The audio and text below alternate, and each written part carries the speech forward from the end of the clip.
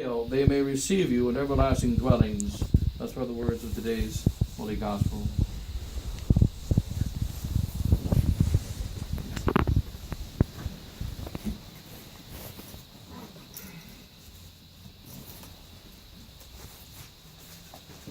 Father, and Holy Ghost, amen. This 8th Sunday after Pentecost, 24 Sundays after Pentecost, and it's always 24 Sundays. And so there's 24 Sundays because on the 24th Sunday, the 4 and 20 ancients shall come and judge the living and the dead. And it shall be the precise time of the ending of the world. That's why you notice at the very end of the season of Pentecost, it's always the 24th and last Sunday, which is sometimes on the 23rd Sunday after Pentecost, sometimes on the 25th, 26th, 27th, or 28th Sunday, and very rarely on the actual 24th Sunday. But always it's the 24th and last Sunday because the judgment is a precise time, an exact moment chosen by God for all eternity. And so in this 8th Sunday, we're 1/3 of the way through. 1/3 of the way through the battle, so that we began with great joy following Christ on the Pentecost. Remember, on the day of Pentecost, 3,000 converted. And 2 days later, and next day, on Monday after Pentecost, 2,000 converted. And there was a great conversion. And there was a great fervor at the beginning of the church. There came heresies, there came persecution, and now we're 1/3 of the way. And 1/3 of the way, we find that the camps seem to be clearly divided. There are the good guys and there are the bad guys. There are those following Christ faithfully, and then there are those that have turned away from him, and there's a kind of a divisible division. By the time we get 1/3 of the way, for instance, between Christ and today, we are in the age of the fathers of the church. And the fathers of the church are the great saints, St. Augustine, one of the Middle Range fathers, St. Gregory the Great, and all the great fathers speaking out our faith. The age of persecution has come to an end, and yet there are still heretics in the world, but it's clear that the church is rising. The church is rising. It has not yet reached its zenith. It has not yet reached its peak. And so we're in this time right now. I believe we're actually in this time in the battle of the resistance. 1/3 of the way through the battle, where it is now becoming clear that there are multiple sides. And it's becoming clear to anyone who has eyes to see that if we're going to follow the truth, we have to follow Archbishop Lefebvre. And if we're going to follow the truth, we have to follow the teaching of Archbishop Lefebvre in our times. And we're still in this great time of crisis, and we must follow the priests that are saying clearly the truth, such as myself and Father Hugo and other priests like unto us, that are speaking the clear truth. And so we are beginning to develop. What do we do in a time like this? We're in the 8th Sunday after Pentecost, 1/3 of the way through the battle. There are still many enemies out there. There are still many bad guys, and yet it's becoming more and more clear, more and more evident that we are standing with the truth, and we are increasing while our enemies are decreasing. And so there can develop a kind of confidence. Here we read on the 8th Sunday after Pentecost in the breviary from the book of Kings. And we consider here Solomon. And Solomon is now in the time of his glory. And God comes and speaks to Solomon. See if we can read better out of this book. Not doing so well with the light here. But reading here from the book of Kings, God comes and speaks to Solomon in the time of his glory. And he says to him, "And it came to pass when Solomon had finished the building of the house of the Lord, and the king's house, and all that he desired, and was pleased to do, that the Lord, you have a, I will do that. No, boy, comes with music. Mm-hmm. No, okay, all right. That the Lord appeared to him and a second time, and as he had appeared to him in Gabaon. And the Lord said to him, I have heard thy prayer and thy supplication, which thou hast made before me. I have sanctified this house which thou hast built, to put my name there forever, and my eyes and my heart shall be there always. And if thou wilt walk before me as thy father walked, in simplicity of heart, and in uprightness, and wilt do all that I have commanded thee, and wilt keep my ordinances and my judgments, I will establish the throne of thy kingdom over Israel forever, as I promised David thy father, saying, there shall not fail a man of thy race upon the throne of Israel. But if you and your children, revolting, shall turn away from following me, and will not keep my commandments and my ceremonies, which I have set before you, but will go and worship strange gods and adore them, I will take away Israel from the face of the land, which I have given them, and the temple which I have sanctified to my name, I will cast out of my sight, and Israel shall be a proverb and a byword among all the people.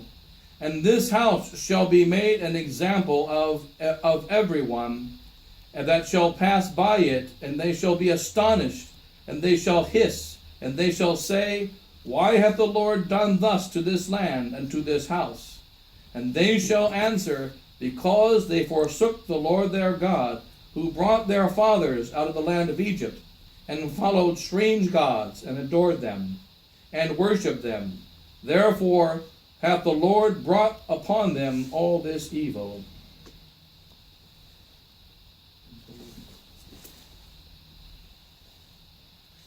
So here we have the word of God to Solomon. If I will let your kingdom reign forever, as I told David your father, you're going to reign forever. And whenever all your enemies will be destroyed, those who, as God said to Abraham, remember when God said to Abraham, those who bless you, they shall be blessed. And those who curse you, they shall be cursed. And I shall sit upon Israel until the end of time. But then he warned Abraham. Moses, the same thing. Moses said, I will make this people to be my people until the end of time, if they follow my commandments, if they teach believe my teaching, and worship according to my ceremonies. It even mentions here in the book of the Old Testament, if you keep my ceremonies, if you change the ceremonies, if you change the teaching, if you change the doctrine, if you change the commandments, then not only will the Lord no longer be in this place, but their name shall be a proverb. People shall pass by and see, what is that destroyed house? Look at these destroyed people. Look at these cursed people. And the name will become a proverb, and they shall hiss when they walk by the house. This has happened, for instance, to the Jews. We find the Jews down the last 2,000 years that wherever they go, eventually things turn bad. And wherever they go, the people turn against them. And they turn their friends into their enemies. And wherever they go, they bring destruction. And they bring trouble. Why? Because they have walked away from God. And so it shall be until the end of time, when the Jews convert. When the Jews convert, then they shall have their glory back, and the age of the Jews shall return. And the same is true in all those that follow Christ in a special way. We have the example of Cluny in the year 810 A.D. Cluny was the one faithful monastery in a most corrupt time. It had many saints in it. And Cluny laid the foundations for Christendom. Its greatest glory was St. Gregory VII, who was only temporarily a monk of Cluny. He actually only visited there, was there for a short time, but he was still a result of the whole movement of Cluny. And that St. Gregory VII, in the fighting against the problem of lay investiture and the massive corruption of the church, he was able to fight this because of the glory of Cluny. But then, when the 1200s came, and when the church was in its glory, St. Bernard, for instance, he speaks in the 12th century, in the 1100s, he advises men, don't set foot in Cluny. There are many good monasteries, there are many good places, but Cluny is cursed.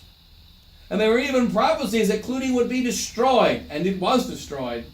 That this place was cursed because they who had laid the foundations for Christendom, they who had many saints. At one point there was just filled with just saints in the monastery.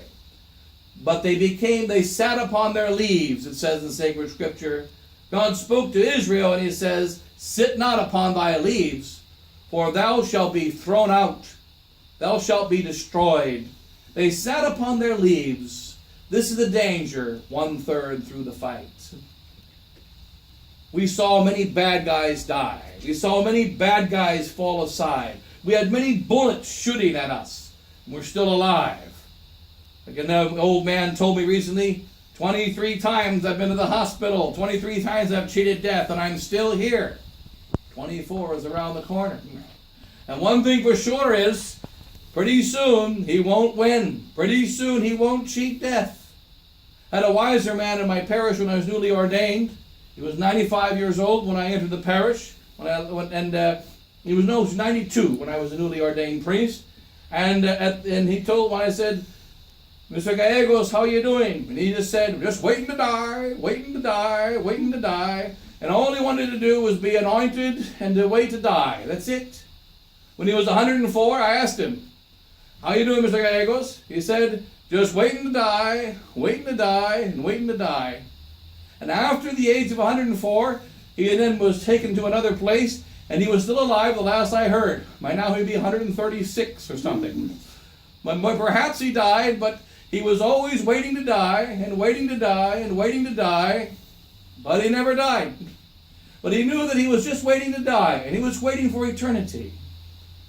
He knew that he had to be sorry for the sins of his life. He knew that he was waiting for another life that was better, and that's all he was doing. Waiting to die, waiting to die, waiting to die. But there comes a time in the battle when we shift our focus. A very dangerous time in the battle. We are in that time right now. A very dangerous time which we know we're fighting for the truth. God has already shown us so many signs of his protection and his blessing. They've tried to kill us on all sides. They've tried to destroy us on all sides, and yet we still stand, and we see the protection of heaven. And so what do?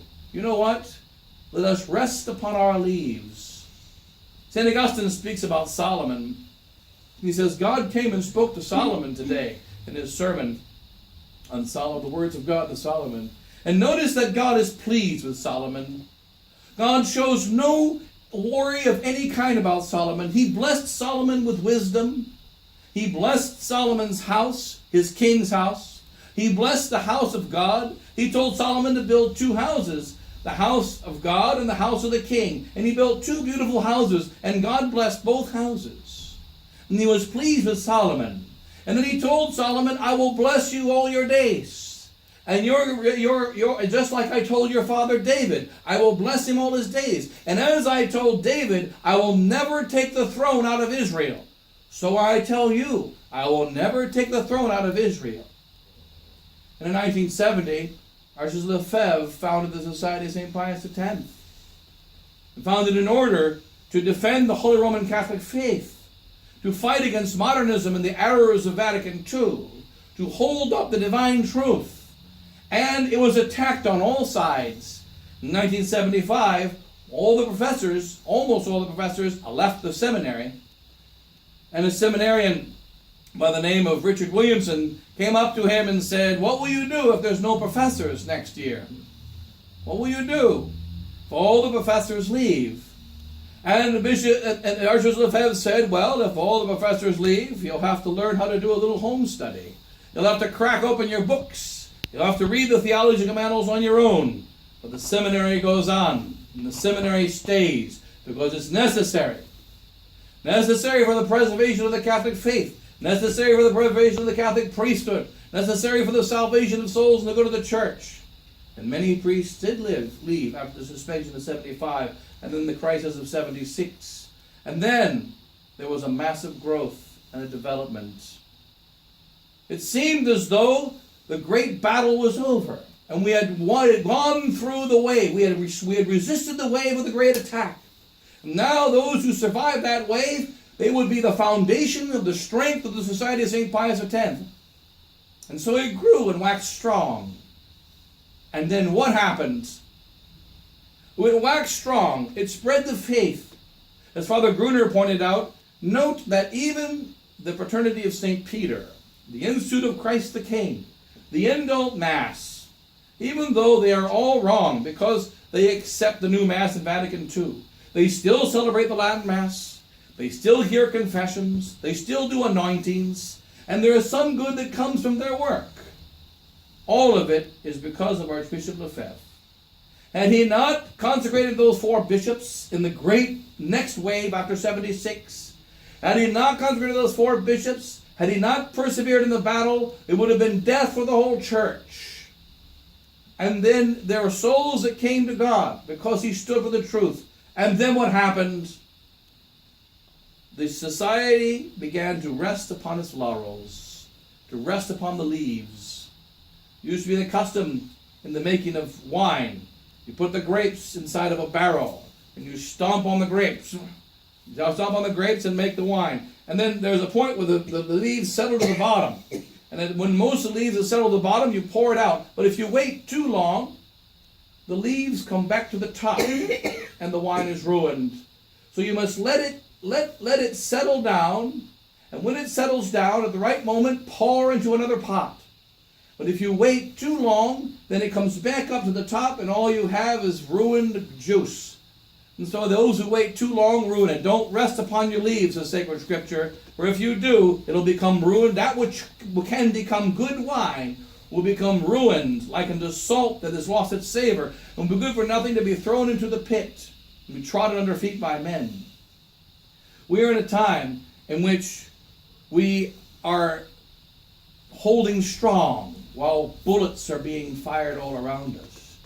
Growth is beginning to develop within our little resistance movement. We're beginning to grow and become strong. And it looks as though that the enemies have fallen by the wayside, though they still shoot at us from the outside. The bullets don't have the power that they seemed to have a short time ago. And we can develop a kind of confidence like Solomon had. And God will also come down and say, well, you see, if you remain faithful, I will always be with you. And if we rest upon our laurels, we are guaranteed to fall. St. Augustine says, consider the difference between Solomon and David. Solomon was a king of peace. And the name Solomon means peaceful. But David was a king of war. David fought, and David fell, and David was wounded, and David ran, and David had sorrows all his days. And David was beloved of God. Solomon was at peace, and Solomon was blessed, and Solomon's prayers were always heard. And Solomon, according to many of the fathers of the church, may have lost his soul and may now be burning in hell. In fact, there is even a belief amongst the Satanists that Solomon is one of the fathers of Satanism, that he not only fell, but he fell so far that he began to develop some of the incantations and some of the rules of Satanism, so that the wisdom that he once had for God turned away from him. And this some Satanists say. They trace their Satanism back to Solomon.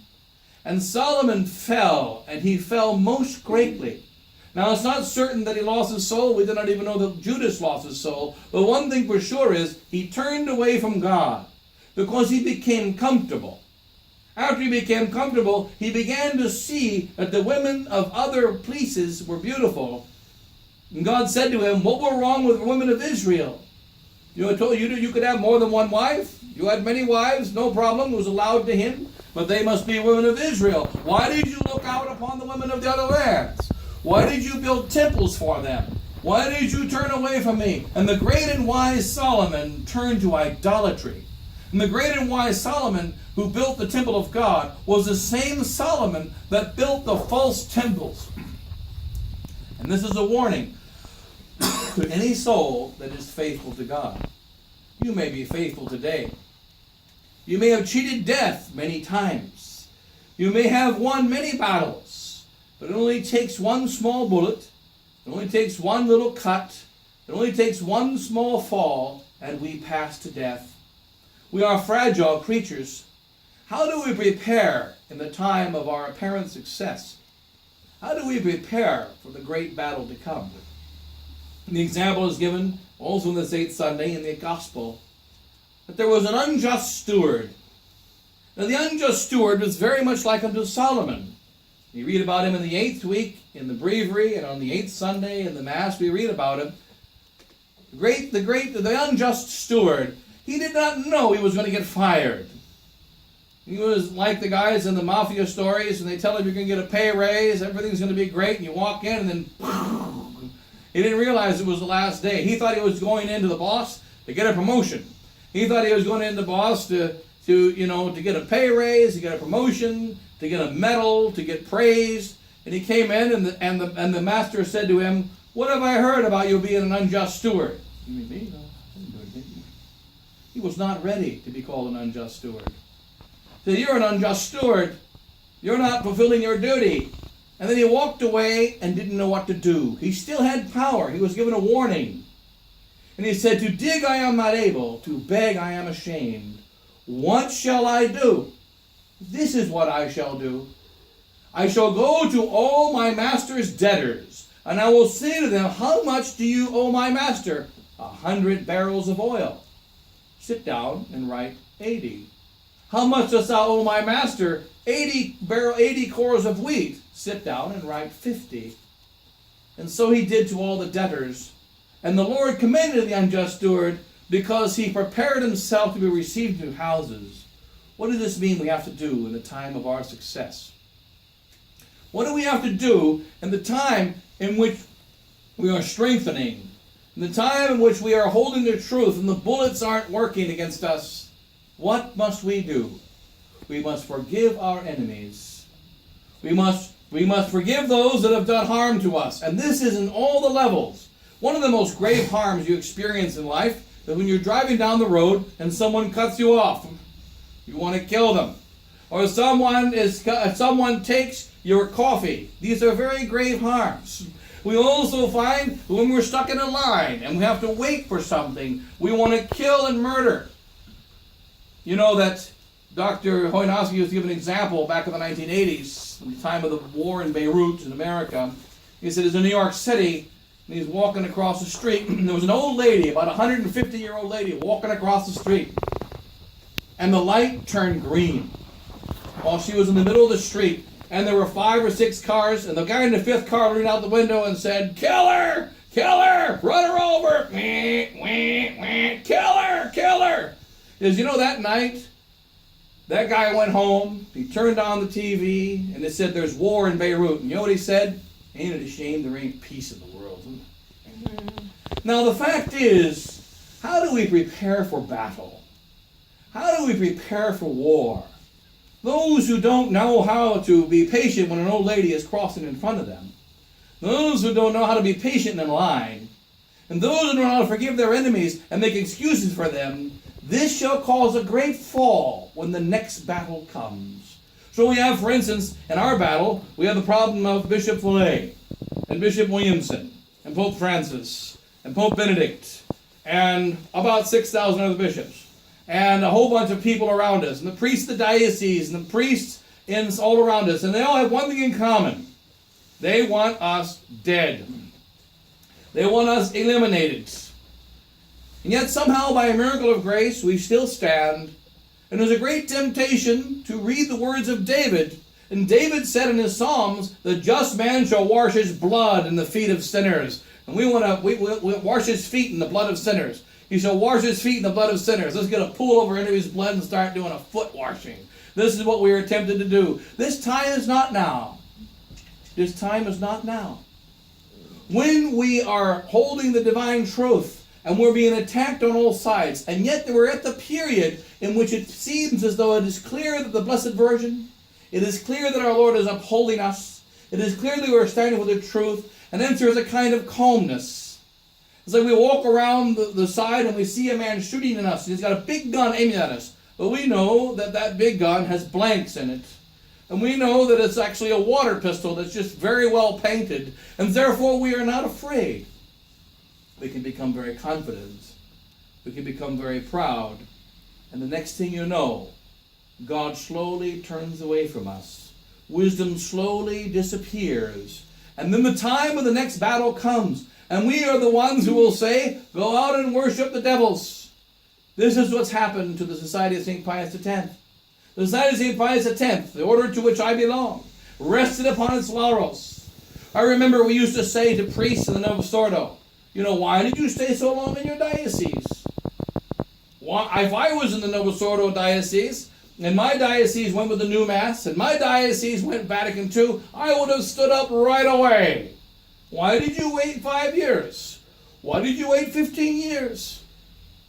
Seems to me you should have stood up much earlier. Why did you wait so long? And then, of course, we have held the truth. And here's another grave error, which we can never tolerate. Many souls say it even today. The Society of St. Pius X is the last bastion of Christendom. The last bastion. It is not the last bastion. It's a little outpost with an outhouse. It is not the last bastion. It is simply an outpost that holds the divine truth. God knows the last bastion. Peter II, St. Peter II will be in that bastion. Do you see Enoch on the right and Elias on the left? You're not in the last bastion. Enoch and Elias, they shall stand up at the end of time against the Antichrist. And they are the last bastion. They shall be killed by the Antichrist. Their bodies shall be lying in the streets. And after 3 days they shall rise. And then they shall defeat the Antichrist after their death. That's the last bastion. We are not the last bastion. Our Lord Jesus Christ said, you know not the day or the hour of judgment. You know not the day or the hour of the chastisement. You know not the day or the hour of your own death. And so therefore, don't think that we are the last bastion. We hold the divine truth. We stand against all errors. We have confidence in the Blessed Virgin Mary. But we must recognize that without the spirit of forgiveness, which is the one spoken of in the gospel today, we cannot persevere in the battle. And pride will overtake us, and it will destroy us. We must look to our enemies and notice how the devil is very powerful, how he is dragging souls into hell. And as St. Alphonsus said, but for the grace of God, there go I. When he was spoken about how evil the Muslims were, back in the days when Muslims used to be bad. He was spoken how evil the Muslims were. And he said, but for the grace of God, there go I. We must recognize it's a special grace to receive our Catholic faith, a special grace to be able to stand for it, a special grace to be able to follow Archbishop Marcel Lefebvre. It's a special grace that we remain faithful to him. And we are faithful to him, and we must remain faithful to him, because this is what's necessary to fight the fight against modernism. It is not necessary to have many friends. It is not necessary to have the backing of men. God will always provide a sufficient backing anyway. It is necessary to have the backing of God, and necessary to hold the divine truth. And as we travel through life, recognize our own sins, recognize our own weakness, and also recognize that our enemies are being deceived by the devil. And had they been given the grace that we were given, they would be much better than us. But we must do as we can according to the grace that God has given to us, and continue to hold the divine truth, and not pretend like we don't have it, because we do have it. And then recognize that unless we have the spirit of forgiveness, charity covereth the multitude of sins, says the sacred scripture. Unless we have the spirit of forgiveness, we will not be able to enter the kingdom of heaven. And in this time of the fight, 1/3 of the way through the battle, don't be confident. Work out our salvation in fear and trembling, because any day we can fall. And by the grace of God, our Lord Jesus Christ himself said, he who perseveres unto the end shall be saved. And hence we pray for the grace of final perseverance, which the saints tell us is a special grace. Pray for the grace of final perseverance. Persevere in the battle unto the end. And stand firm against the attacks of the enemies. Not worry, and that's why it's very dangerous. One thing about the internet, very dangerous to look to personal attacks. This is done a lot now. All the personal attacks against, of course, millions of personal attacks against myself, and now added up against Father Hugo, because now he's a cruel and vicious and evil one. And then personal attacks against Bishop Williamson, personal attacks against Bishop Follet, personal attacks against the Pope. We stand for the truth and for the faith because of the truth and the faith. And we don't worry about the personal attacks. Why do we speak out against Bishop Williamson? Why do we speak out against Bishop Follet? Why do we speak out against Pope Francis and Cardinal Ratzinger, who is not a pope anymore? He resigned. Why do we speak out against them? because they hold error and are leading souls away from God, because they are not speaking according to the gospel. And therefore, we must speak the divine truth. We must condemn the errors because of the danger to souls. We have to hold up the divine truth, but we're not worried about the persons. If any person comes into difficulty and trouble, including our worst enemy, we will go and help them. We will pull them out of the pit. We will try to lift them up and bring them and take care of them. We must have the spirit of charity inside of us, and also to beg forgiveness for our sins and to make excuses for our enemies as well. For they may be speaking wrong things, but they're under a lot of pressure. They may speak wrong things, but they maybe don't have the grace that we have received. They may be speaking wrong things, but they have attacks on all sides, and they have weaknesses, and they're not standing up against them. And therefore we must pray for them to overcome them. Hence, not fall into the error of sedevacantism, not fall into the error of a false liberalism and modernism, but stand firm with the truth, and pray for the forgiveness of our enemies, and forgive those who do wrong to us on all levels, whether it be they gave us the wrong kind of coffee, or whether it be they're trying to kill us, or any kind of thing in between. And if we do this, then God will bless us, and when the great war comes, we will run through minefields, and we won't step on a mine. We'll be shot at on all sides, and no bullet will harm us. And our Lord Jesus Christ says, Amen, amen, I say unto you, they shall not touch a hair of thy head. Not a hair shall be touched. And then, at the end, great glory, the greatest glory of all, the glory of martyrdom, glory to die for Christ. So when the time has not come, they shall not touch a hair of our heads. And when the time has come, they shall not take away the glory of martyrdom from us. And hence we live a happy life, die a happy death, and prepare for a happy eternity, forgiving our enemies, doing good to those that hate us, living in peace inside of our hearts, and fighting the long haul through this battle.